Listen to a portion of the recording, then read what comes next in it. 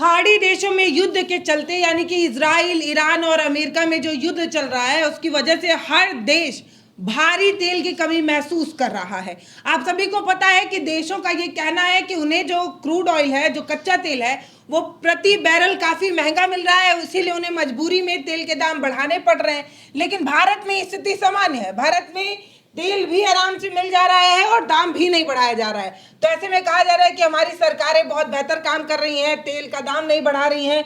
और हम यही समझने की कोशिश करेंगे आज के इस वीडियो में कि क्या हमें सस्ता तेल मिल रहा है या हमारी जो सरकारें हैं वो इसके पीछे कोई लॉजिक लगाकर दाम नहीं बढ़ा रही हैं। तो ब्रिजेन जी समझाइए कि क्या। देखिए, अगर किसी को भी ये लग रहा है कि हमारी सरकारें सस्ता तेल बेच रही हैं और बड़ा अच्छा भारत में हो रहा है, तो उनका वहम है, थोड़ी देर में वहम उनका टूट जाएगा। आपको इस वीडियो में दिखाएंगे कि किस तरीके से भारत के नागरिकों के साथ आज नहीं पिछले कई सालों से ठगी हो रही है। और ये जो सारी सरकारी तेल कंपनियां हैं, चाहे IOCL हो, चाहे HPCL हो, चाहे BPCL हो, ये किस तरीके से प्राइवेट कंपनियों से भी ज्यादा बेकार कंपनियां और किस तरीके से ये सरकारी कंपनियां सिर्फ लूट का अड्डा बनी है और भारतीय नागरिकों के पैसे को ये कई सालों से लूटते हुए चली आ रही है। और किसी को अगर लग रहा है कि भारत में तेल का दाम नहीं बढ़ा है, तो ये समझ में आ जाएगा आपको कि भारत में तो 4 साल पहले ही तेल का दाम बढ़ गया था। आपको कुछ चीजें बताएंगे तो कि सरकार पे भी तो दबाव होगा ना, प्रति बैरल सरकार के ऊपर कोई दबाव नहीं है। सरकार बिल्कुल महंगा हुआ है। सरकार जो है गेम खेल रही है। आपको आगे बताएंगे कि कैसा गंदा गेम खेला जा रहा है भारत के नागरिकों के साथ, आपको बताएंगे, ठीक है, इस वीडियो में कि किस तरीके से 3 साल में इन कंपनियों ने लूट लूट के अपना खजाना भरा है और किस तरीके से यहां के जनता को सी बनाया जा रहा है। ठीक है, अब आपको दिखाते हैं सबसे पहले कि तेल की प्राइस, इसलिए 2017 में ये नियम लाया गया था। पहले 2017 के पहले क्या होता था कि हर 14 से 15 दिन में तेल का प्राइस रिवाइज होता था, बदलता रहता था, कम या ज्यादा। क्रूड ऑयल ज्यादा महंगा हो रहा तो तेल का दाम बढ़ जाएगा, क्रूड ऑयल सस्ता हो रहा तो तेल का दाम घट जाएगा। लेकिन 2017 में एक नियम आया, आप इसमें दिखाइए। ठीक है, इस नियम में लिखा गया है कि daily price revision of auto fuels is credit positive for, मतलब इसमें कहने का यह है कि 2017 में एक नियम आया कि अब पेट्रोल और डीजल की डायनेमिक प्राइसिंग शुरू होंगी। डायनेमिक प्राइसिंग मतलब कि रोजाना का रोजाना, ये देखिए जून 2018 का हम आपको 2017 की खबर दिखा रहे हैं, रोजाना का रोजाना जो है पेट्रोल और डीजल का दाम बढ़ेगा और घटेगा। मतलब अगर अंतरराष्ट्रीय मार्केट में क्रूड ऑयल सस्ता है तो सीधा नागरिकों को फायदा हो, इसलिए इस नियम को बनाया गया था कि सीधा फायदा हो तो क्रूड ऑयल सस्ता हो तो भारतीय जनता को लाभ मिले। लेकिन आज से कई साल तक भारत क्रूड ऑयल सस्ता होने के बाद सस्ता नहीं हुआ हमारा। हम देखते हैं कि दाम अभी महंगा हुआ है, अभी महंगा हुआ है। पहले क्रूड ऑयल जब सस्ता था, नहीं, आप बता रहे हैं कि प्रतिदिन रिवाइज किया जाए। हाँ, प्रतिदिन तो अगर प्रति बैरल सस्ता मिलता है तो यहाँ पे दाम नहीं सस्ता। अब ये किया क्यों जाता है, आपको बताएंगे कि किस तरीके से गंदा खेल खेलने के लिए कि फिक्स प्राइस कर दी जाती है, जबकि नियम है कि पेट्रोल पंप पे रोज प्राइस बदलना है। बाकी कमेंट सेक्शन में जरा बताइएगा कि आपने कभी देखा क्या कि डीजल या पेट्रोल का दाम कम हो रहा है या उसे अपडेट किया जा रहा है। मैं तो देख रही हूँ कईयों सालों से वो 90, 92, 93 ऐसे ही चल रहा है। दाम बढ़ते तो हैं लेकिन घटते नहीं, बढ़ते हैं लेकिन घटते नहीं है। मतलब आप समझिए कि जब भी अंतरराष्ट्रीय बाजार में तेल के दाम बढ़ेंगे तो हमें महंगे दामों में तेल दिए जाएंगे, लेकिन जब सस्ते होंगे तो सस्ता नहीं किया जाता है। ये क्यों किया जाता है आगे आपको समझाएंगे। लेकिन फिलहाल पहले समझते हैं कि जब ये युद्ध नहीं था, ईरान अमेरिका का युद्ध नहीं था, उस वक्त क्या फायदा होता था। इन तेल कंपनियों ने कितना लूटा, कितना कमा के अपना जेब भर के रखा और अभी कितना कमा रहे हैं। अभी भी कमा रहे हैं, अभी आपको बताएंगे आगे। ठीक है, तो देखिए अभी हम लोग क्योंकि यूपी में हैं तो यूपी का एग्जांपल लेके चल रहे हैं। यूपी में 95 रुपया करीब जो है पेट्रोल का दाम है, तो इसी एग्जांपल लेके चल रहे हैं। बिहार में 105 रुपया, उसको नहीं लेना, अलग स्टेट में क्या है अपने हिसाब से रिलेवेंट बिठा लेंगे जहां के दर्शक होंगे। लेकिन हम फिलहाल यूपी में हैं तो यूपी का एग्जाम्पल लेके चलते हैं। देखिए बेस प्राइस जिसमें हमने कच्चा तेल का रेट अभी क्या है और पहले क्या था बाद में आपको बताएंगे, और रिफाइनिंग करने का दाम और इसको डीलर तक पहुंचाने का दाम, ये सारा मिलाकर के तेल कंपनी का जो खर्चा 55 से 57 रुपया पड़ता है। ठीक है, इसमें सेंट्रल एक्साइज ड्यूटी जो केंद्र सरकार अपनी जेब में लेती है वो है 19 रुपया 90 पैसा। इसके बाद डीलर का कमीशन 3 रुपया 70 पैसा से 3 रुपया 80 पैसा, जो पेट्रोल पंप का मालिक होता है उसकी बात कर रहे हैं। इसके बाद गवर्नमेंट लेती है, वैट के नाम पर जो वसूलती है वो 15 से 17 रुपया ये भारतीय नागरिकों से वसूला जाता है। मतलब टोटल अगर आप जोड़ लें स्टेट गवर्नमेंट और ये सारा लेकर के 35 से 40 रुपया भारतीय नागरिकों को स्टेट वाइज अलग अलग ये एक्स्ट्रा देना पड़ता है तेल बनाने, रिफाइनिंग पहुंचाने और कच्चा तेल की कीमत जोड़ने के बाद ये एक्स्ट्रा देना पड़ता है टैक्स के नाम पे। तो ये टोटल अगर जोड़ा जाए तो यूपी में 95 रुपया का तेल अभी जो है फिलहाल मिल रहा है। तो ये एग्जांपल जो पल्लवी जी ले रहे हैं ये युद्ध से पहले का ले रहे हैं, जब नॉर्मल सिचुएशन थी उस समय का एक एग्जांपल हमने लिया है, जब $75 प्रति बैरल क्रूड ऑयल की कीमत हुआ करती थी। तो एक बैरल में हमारा 159 लीटर तेल करीब आता है क्रूड ऑयल। 75 से हमने डिवाइड किया तो $0.47 प्रति लीटर ये हमको पड़ रहा है, और उस वक्त 90 रुपए से नीचे ही था डॉलर की कीमत। तो ये करीब हमने जो निकाला तो एक लीटर कच्चे तेल की कीमत 42 रुपया 45 पैसा पड़ रही। इसमें रिफाइनिंग और ट्रांसपोर्ट हमने 8 रुपए का लगा दिया, और प्योर जो कॉस्ट पड़ी हमको रिफाइनिंग ट्रांसपोर्ट के बाद 50 रुपया 45 पैसा। इसके बाद इसमें 20% इथेनॉल ब्लेंड किया जाता है, जो अभी कुछ समय पहले बड़ा इथेनॉल का चल रहा था। तो 80% प्योर पेट्रोल लगता है, तो 80% का दाम ये हमारा 40 रुपया 36 पैसा, और 20% इसमें एथेनॉल पड़ता है। एथेनॉल की कीमत लगभग 65 रुपया पड़ती है। तो 13 रुपए का इसमें एथेनॉल मिला देते हैं, तो ब्लेंडेड पेट्रोल जो तैयार होता है इन कंपनियों के पास में वो 53 रुपया 36 पैसे का तैयार होता है। 53 रुपया 36 पैसा का पड़ने के बाद ये कंपनियां जो है ये 56 रुपए में देती हैं किसको? पेट्रोल पंप को। देने के बाद 2 रुपया 64 पैसा इनको पड़ता है। ये मोटा मोटा एग्जाम्पल हम लगाए हैं जब 75 रुपए प्रति बैरल का पड़ता है। लेकिन कहीं कहीं सिचुएशन जो है, आगे न्यूज रिपोर्ट हम दिखाएंगे कि एक लीटर के पीछे इन कंपनियों ने 10 से 12 रुपए तक का कमाया है। ये ऑफिशियल रिपोर्ट है, ठीक है। ये हम पहले की बात कर रहे हैं, लेकिन अभी ये कंपनियां क्या है, ये कंपनियां अभी देखिए मुनाफे में नहीं नुकसान में काम कर रही, लेकिन नुकसान में काम करने के बावजूद भी किस तरह से आने वाले समय में फायदा उठाने वाली हैं। तो ये युद्ध के दौरान अभी जो है $136 प्रति बैरल जो है ये कीमत है किसकी? क्रूड ऑयल की। अगर पहले 75 था, अब 136। हाँ, 136 को हमने 159 से डिवाइड कर दिया, और इसको अभी जो है क्योंकि डॉलर की कीमत 92 रुपीज के करीब 92 रुपए हो गई है, बढ़ गया है डॉलर की कीमत। तो अगर अभी की निकालेंगे तो 78 रुपया 70 पैसे का कच्चा तेल इनको पड़ रहा है। रिफाइनिंग एंड ट्रांसपोर्ट वही पहले का बराबर है, 8 रुपए के करीब। तो इसको भी बढ़ाइए ना, क्योंकि युद्ध के समय तेल के दाम बढ़ेंगे। नहीं, ये रिफाइनिंग ही है। भारत में रिफाइनिंग जो क्रूड ऑयल, हाँ, क्रूड ऑयल जो भारत में आया उसको रिफाइन किया और अलग अलग पेट्रोल पंप पे पहुंचाने का दाम जो है ये टोटल मिलाकर के 8 रुपए। तो प्योर जो है पेट्रोल की कॉस्ट इस समय 86 रुपया प्रति लीटर, 86 रुपया 70 पैसा प्रति लीटर पड़ रही है। फिर से वो E20 ब्लेंडेड बनाने के लिए 80% पेट्रोल लिया तो 69 रुपया 36 पैसा इसका बन गया, और 20% इसमें इथेनॉल मिला दिया तो 13 रुपया इसका पड़ गया। तो टोटल ब्लेंडेड जो आया खर्चा तैयार करने का वो 82 रुपया 36 पैसा इस समय पड़ रहा है। लेकिन ये कंपनियां क्या कर रही हैं? ये कंपनियां अभी भी 56 रुपया में पेट्रोल पंप पे पहुंचा रही हैं, और कंपनियों को अभी जो है बनाने का खर्चा 82 रुपया 36 पैसा आ रहा, मतलब 26 रुपया 36 पैसा ये नुकसान में पेट्रोल पंप पे अभी जो कंपनियां हैं पहुंचा रही हैं। और ये कंपनियों के ऊपर दबाव बनाया गया है, क्योंकि ये कंपनियां जो हैं ये तीनों OMCs हैं, जैसे इंडियन ऑयल है, IOCL है, BPCL है और हिंदुस्तान पेट्रोलियम। ये तीनों कंपनियों में मेजॉरिटी स्टेक सरकार का है, सरकारी कंपनियां हैं।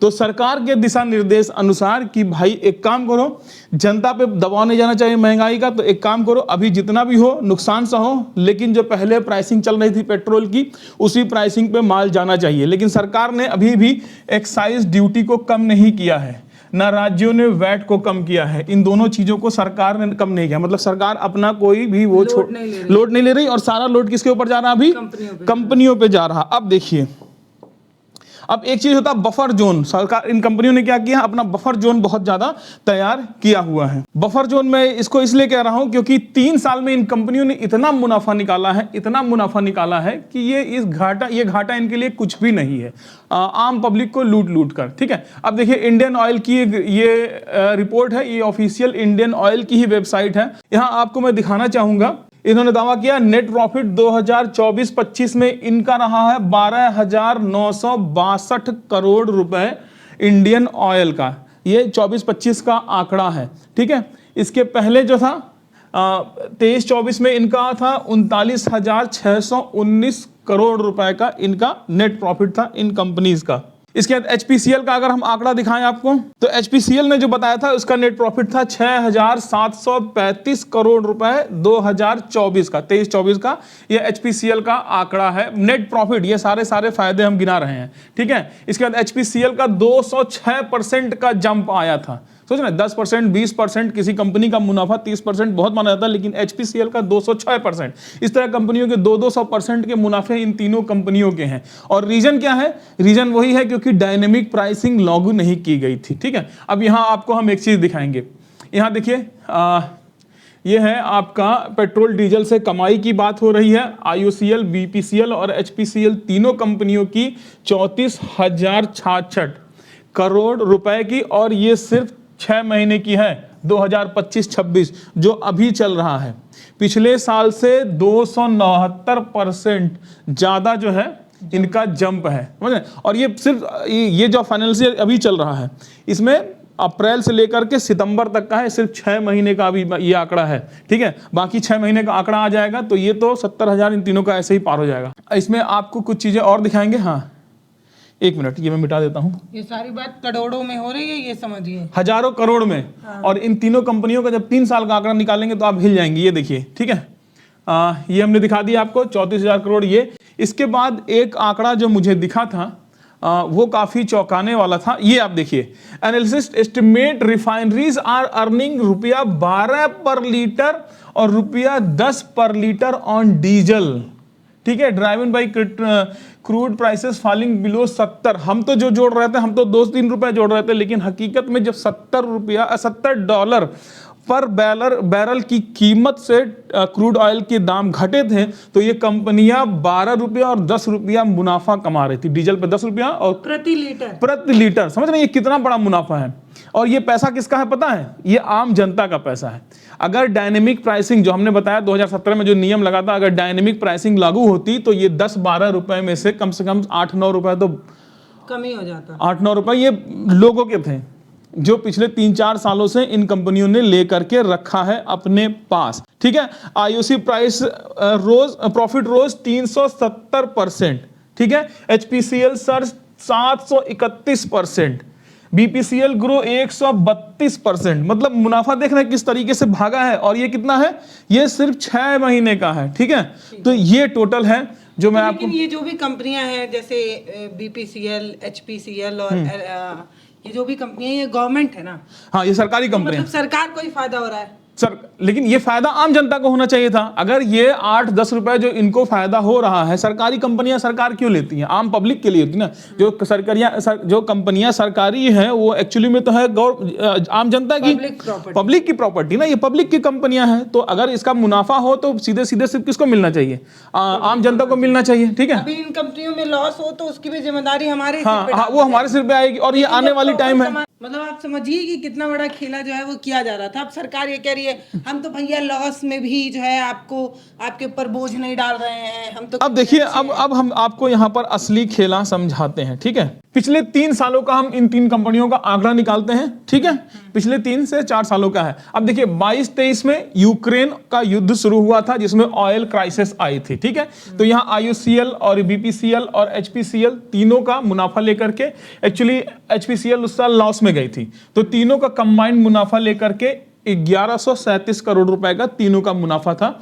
ये 2022 और 23 का। लेकिन 2023 और 24 पे आप जब डालेंगे नजर तो आपको नजर आएगा कि छप्पड़ फाड़ रिकॉर्ड तोड़ मुनाफा इन कंपनियों को हुआ था, ठीक है। जिसमें IOCL को 39,619, BPCL को 26,674, HPCL को 14,694 करोड़ का, और तीनों कंपनियों का मिला दें तो 80,987 करोड़ का सिर्फ और सिर्फ मुनाफा मतलब नेट प्रॉफिट, सब खर्चा पानी सैलरी वैलरी काट करके 80,000 करोड़ का मुनाफा था।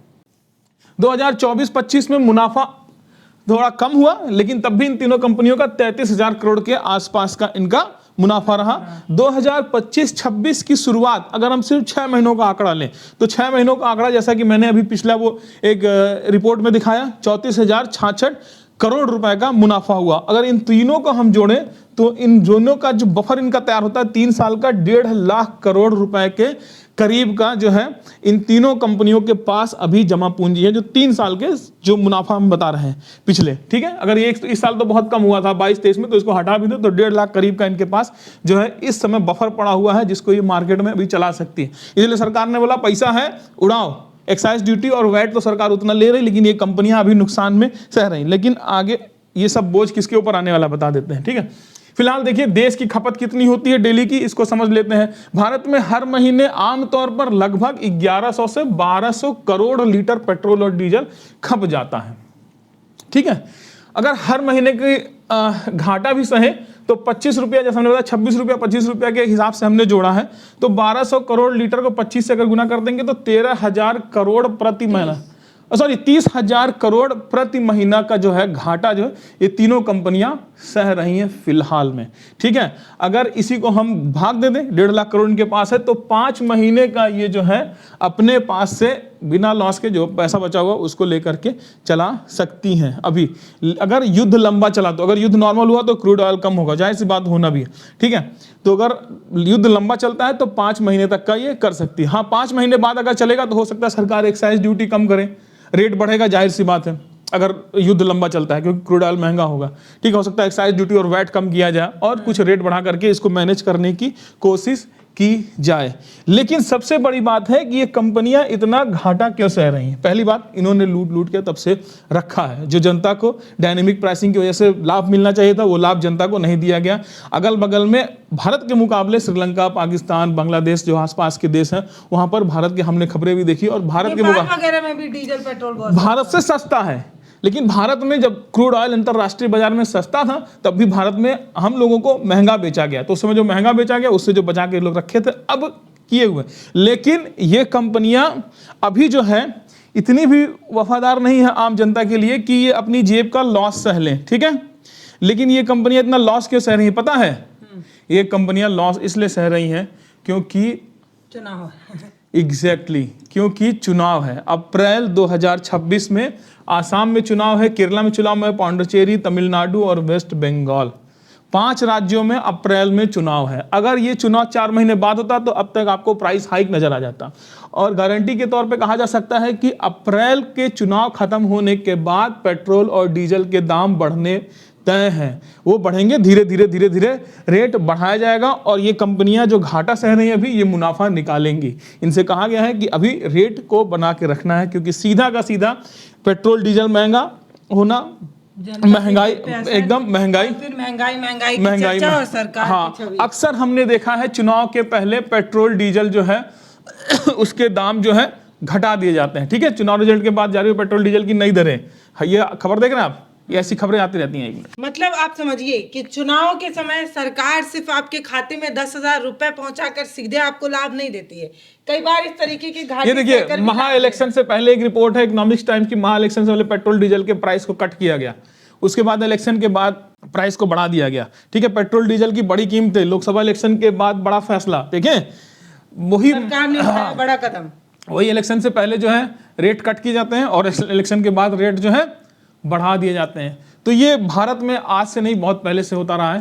तो ये चीज़ें हैं, ये चीज़ें साबित करती हैं कि जो है ये इन कंपनियों को रोका गया, और ये कंपनियां बड़े आराम से अभी जो लॉस सह रही हैं वो आने वाले 1 से 1.5 महीने बाद रेट को बढ़ा करके ये सारी कंपनियां फिर से पैसा आम जनता से कमाएंगी। पता है ये करने के पीछे का वजह ये है क्योंकि हमने देखा है कि जब यही सरकार विपक्ष में हुआ करती थी तो महंगाई खूब चिल्लाया करती थी। अब क्योंकि ये सत्ता में है तो जब भी महंगाई बढ़ती है तो एक गाना बहुत वायरल हो जाता है कि सखी सैया तो खूब ही कमात है, महंगाई डाइन खाए जाते हैं। तो जब इस तरीके की महंगाई बढ़ती है तो जनता सीधे इससे जुड़ाव महसूस, ये कंपनियां देखिए इस तरह से प्रेस कॉन्फ्रेंस करती हैं और अपनी पीठ थपथपाती हैं कि हमने बहुत मुनाफा किया, ये किया, वो किया, लेकिन हकीकत में होता क्या है? जो ये आम जनता के जो पैसा, जिस जनता को आज नहीं 2-3 साल पहले फायदा मिलना चाहिए था, उन जनता के पैसे को ये लोगों ने रखा है डायनेमिक प्राइसिंग को रोक के रखा है। और क्यों रोक के रखा है पता है? डायनेमिक प्राइसिंग इसलिए नहीं लागू करने देती, ये कंपनियां और सरकार मिलकर करती हैं। नियम तो ये है कि रोज का रोज रेट बदलना है, और ये होता तो जाहिर सी बात जो हमने दिखाया 10-12 रुपए जो कमा रही थी वो जनता का होता। लेकिन ये रोक के पता क्यों रखती, ताकि इलेक्शन के टाइम आए तो हम रेट को तब कम करें और इलेक्शन लड़ें और उसके बल पे चुनाव जीतें कि हमने LPG का दाम कम किया, हमने पेट्रोलियम का दाम कर दिया, और इलेक्शन के बाद फिर से दाम को बढ़ा दें। इसलिए ये खुद से कंट्रोल करते हैं, जबकि होना ये चाहिए कि प्राइस रोज बढ़े और रोज घटे। बहुत सारी चीजें, सिर्फ पेट्रोल और डीजल की बात ना करें तो बहुत सारी ऐसी चीजें होती हैं जिसके दाम विश्व लेवल पर ही डिसाइड होते हैं। जैसे हम शेयर मार्केट को गिरता और बढ़ता देखते हैं, उस आधार पर बहुत सारी चीजों के दाम तय होते हैं। सोने और चांदी को भी जब हम देखते हैं तो ये डेली तय होते हैं, डेली तय होते हैं। उसी तरीके से डीजल और पेट्रोलियम का डेली तय करने का। मैं आलू, सब्जी, गोभी, मटर, टमाटर, मरचा, रोज मंडी में आप जाइए, रोज दाम घटता है और बढ़ता है। जब इन छोटी छोटी कमोडिटीज का रेट बढ़ता और घटता डेली है, तो पेट्रोलियम का क्यों नहीं घटता और बढ़ता डेली है? ये विश्व लेवल पे आय और व्यय की जाने वाली चीज है। हम क्रूड ऑयल का डेली दाम घटता और बढ़ता है, तो आम जनता के लिए क्यों नहीं घटाया और बढ़ाया जाता डेली? आपको पिछले वीडियो में एक वेबसाइट भी दिखाई थी, जिस वेबसाइट से आप सीधा इसलिए कि जब रेट बढ़े तो रेट बढ़ाना, और जब रेट घटे तो मुनाफा अपने पास जमा कर लेना है। अभी देखिए आने वाले टाइम में रेट बढ़ा जाएगा, जाहिर सी बात है रेट बढ़ेगा, क्योंकि कहा जाएगा दुहाई क्रूड ऑयल का दाम बढ़ गया है। लेकिन जब क्रूड ऑयल घटेगा, अभी 136 है और क्रूड अभी 136 रुपए है, हो सकता है आने टाइम में 10-20 रुपए पेट्रोल बढ़े, लेकिन जब क्रूड ऑयल वापस 70 रुपए आएगा तो 5 रुपए छोड़ दिया जाएगा, और 10-15 रुपए की हाई को पेट्रोल पे लगातार बनेगी। तो ये कंपनियां जो 10 रुपए अभी 12 रुपए कमा रही हैं पर लीटर मुनाफा, वो आने वाले 20 रुपए 25 रुपए पर लीटर कमाएंगी। इन तीनों कंपनियों का जो अभी मिला करके नेट प्रॉफिट जो 80,000 करोड़ के आसपास जा रहा है, वो हो सकता है कल 1.5 लाख करोड़ के आसपास चला जाए। और ये जो आपदा है अमेरिका और ईरान का जो युद्ध है, जिसमें क्रूड ऑयल का दाम बढ़ा है, इन कंपनियों के लिए घाटा नहीं है, इन कंपनियों के लिए अवसर है। आपदा हमारे लिए है, अवसर इनके लिए अवसर ये है कि इसमें ये प्राइस को बढ़ाएंगे और उसके बाद प्राइस 10 बढ़ा करके 2 रुपए कम कर देंगे, 8 रुपए आम जनता के लिए बढ़ा का बढ़ा रह जाएगा। तो हम आपको सीधे ये समझाने की कोशिश कर रहे हैं कि तेलों के दाम क्यों नहीं बढ़ रहे हैं। मैंने कई न्यूज़ चैनलों और कई आर्टिकलों में ये पढ़ा कि सरकार दबाव ले रही है, प्रति बैरल महंगा लेने के बाद भी वो आपको महंगा नहीं कर रही है। तो आपको इस वीडियो में समझ में आया कि सरकार या तो कोई दबाव नहीं ले रही है, वो हमारा और आपका पैसा लूट के पहले से रखा हुआ है, और उसी पैसे का हम लोग को अभी जो फ्री में बांटा जा रहा है, कि हम फ्री में नहीं अभी भी है ना, बांटा जा रहा है। और आने वाले इलेक्शन खत्म होने दीजिए 5 राज्यों के अप्रैल में, उसके बाद देखिए फिर। तो आप कमेंट सेक्शन में बताइए कि आपको हमारी इस तरीके की वीडियोस कैसे लगती हैं, जो हम काफ़ी रिसर्च करके पढ़कर और समझकर आप तक समझाने की कोशिश करते हैं। और ये मुर्गा लड़ाने वाली मीडिया है, न्यूज एजेंसीज हैं जो बड़े बड़े ऑफिसेज में बैठी हैं, वो इस तरह की रिसर्च करके इन खबरों को आप तक नहीं पहुंचाएंगे। वो बस मुर्गा लड़ाएंगे और आम पब्लिक सच तो नहीं बताएंगे, क्योंकि उनका काम चरण वंदना करना है, सरकार की तारीफ करना और राग अलापना है। वो आपको, मैं जिस चैनलों की बात कर रही हूँ वहीं से मैंने पढ़ा कि सरकार दबाव ले रही है, लेकिन वो दबाव जो है वो आप तक नहीं पहुंचने दे रही। फिर यही बात मैंने जब ब्रिजेन जी से बताई, तब उन्होंने